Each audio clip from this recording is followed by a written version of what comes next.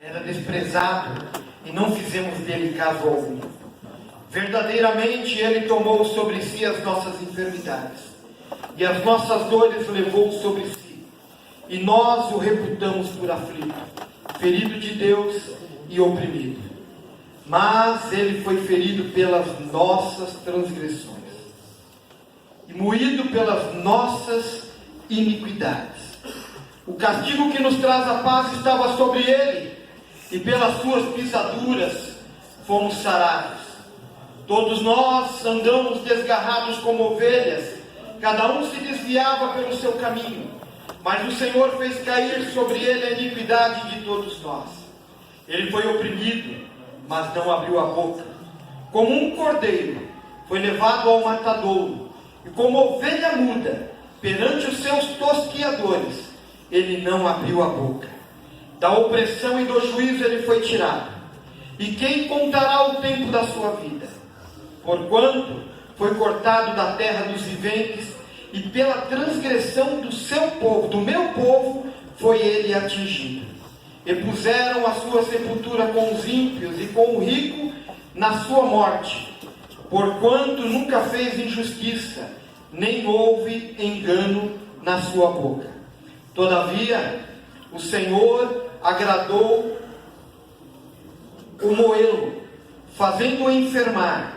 Quando a sua alma se puser por expiação do pecado, verá a sua posteridade, prolongará os dias, e o bom prazer do Senhor prosperará na sua mão. O trabalho da sua alma ele verá, e ficará satisfeito com o seu conhecimento. O meu servo, o justo, o justificará a muitos, porque as iniquidades deles levará sobre si. Pelo que lhe darei a parte de muitos, e com os poderosos repartirá ele o despojo, porquanto derramou a sua alma na morte, e foi contado com os transgressores. Mas ele levou sobre si o pecado de muitos, e pelos transgressores ele intercedeu. Glórias a Deus.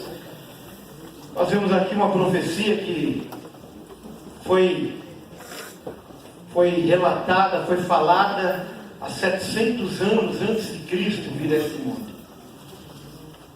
E o que me chama a atenção é na clareza, naquilo que o profeta Isaías, da forma que ele registrou esta passagem. De uma forma tão detalhada que, se nós lermos minuciosamente a palavra de Deus, irmãos, é a mesma coisa de você estar lá naquele Gólgota, é a mesma coisa de você estar aos pés da cruz, vendo o sacrifício de Cristo naquele lugar. E o interessante de tudo isso, irmãos, é que, se vocês observarem, os verbos que são colocados nessa leitura, naquilo que o profeta Isaías escreveu,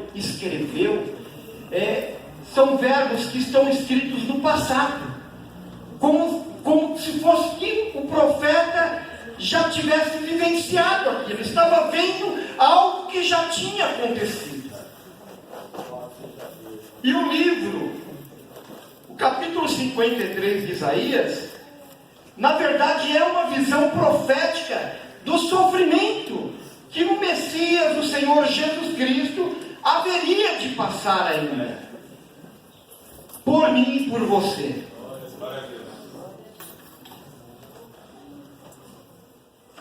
E lendo esse texto, irmãos, esse texto nós aprendemos algumas coisas. Nós podemos aprender que no sacrifício de Jesus Cristo, naquela cruz do Calvário, ela não foi uma mera coincidência e não foi nem sequer um acidente de percurso da humanidade. Sabe por quê, amados? Porque eu creio que tudo isso já estava no coração de Deus antes da fundação do mundo. A palavra de Deus, ela nos diz isso, que mesmo antes da fundação do mundo, o Senhor Jesus Cristo, o Cordeiro, seria preparado um Cordeiro para ser sacrificado em favor de toda a humanidade. Então isso já estava no coração do nosso Deus, no coração do Deus Todo-Poderoso, amados. Isto é fato. Isto nós devemos considerar a grandeza, a profundidade, né, desta verdade. Que Cristo verdadeiramente, Ele morreu na cruz do Calvário. Muitos têm isso como uma história de carochinha. Muitos têm isso como um fato histórico apenas. Mas isso é uma realidade, é uma verdade que está dentro de mim, dentro de você, igreja do Senhor Jesus. A morte de Jesus Cristo na cruz do Calvário, ela nos trouxe a liberdade, nos trouxe o direito de um dia podermos estarmos com o Senhor eternamente. Jesus, o próprio Cristo, Ele nasceu com um propósito. E o propósito de Deus para Jesus era dele morrer. Morrer no meu lugar, morrer no teu lugar. Ser o nosso substituto.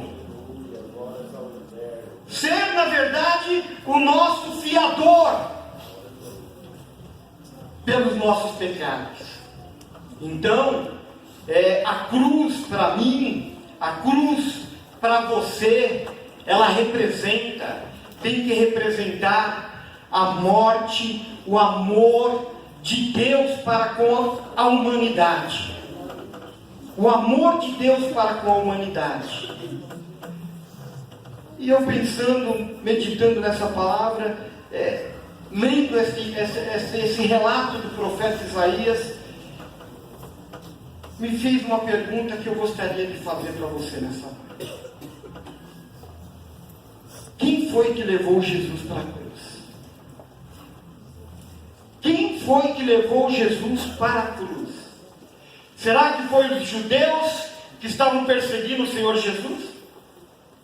Será que foi Pilatos, mesmo sabendo que Jesus era inocente, mandou ele para a condenação? Será que foi a multidão que gritou: crucifica-o, crucifica-o, crucifica-o?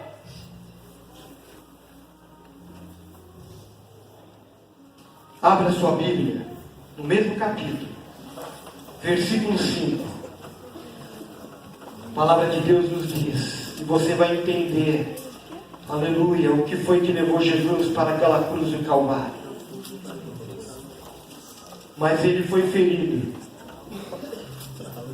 pelas nossas, ele foi moído pelas nossas iniquidades. Ele foi ferido pelas nossas transgressões e ele foi moído pelas nossas iniquidades. No versículo 8, a parte B: pela transgressão do meu povo ele foi atingido. Pelo meu pecado, pelo teu pecado, é que Jesus foi para aquela cruz do Calvário. E lá no versículo 12, a parte B também: ele levou sobre si o pecado de muitos e pelos transgressores ele intercedeu. Não foi porque Judas o traiu, não. Não foi porque os açoites o levaram ele para a cruz, não. Ele foi porque estava no plano de Deus morrer pela humanidade, morrer por mim e por você. E é por isso que nós estamos aqui nesta noite, para relembrarmos esse tão grande sacrifício que Jesus Cristo ele fez naquela cruz.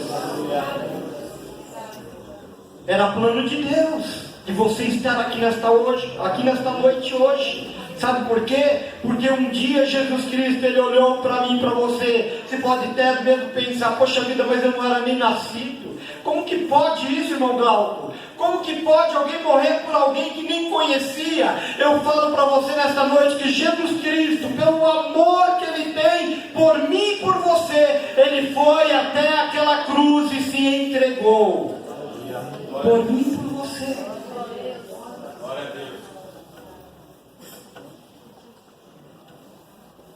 O apóstolo Paulo, ele resume muito bem isso lá no livro de Colossenses, capítulo 2, no versículo 14 e versículo 15. Paulo, ele resume a obra de Cristo, realizada por Cristo ali na cruz de Calvário, dizendo da seguinte forma: olha, havendo riscado a cédula que era contra nós nas suas ordenanças, a qual de alguma maneira nos era contrária, e a tirou do meio de nós, cravando-a na cruz. Pecado que estava incutido em mim, incutido em você, amado, o Senhor Jesus Cristo, Ele levou naquela cruz.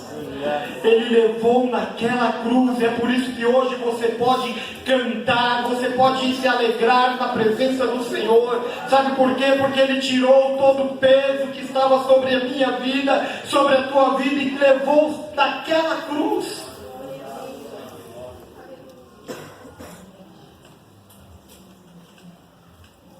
Paulo também deixa bem claro em 1 Coríntios, capítulo 15,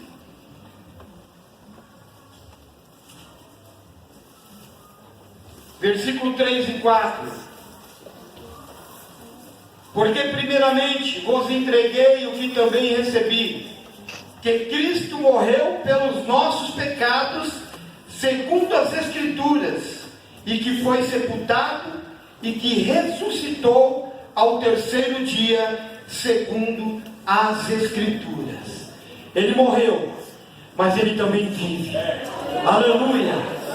A palavra de Deus, ela é muito clara em nos dizer que ao terceiro dia Ele também ressuscitou e está aqui nesta noite, na minha vida e na tua vida. Está aqui neste lugar, aleluia, para receber a minha adoração e a tua adoração.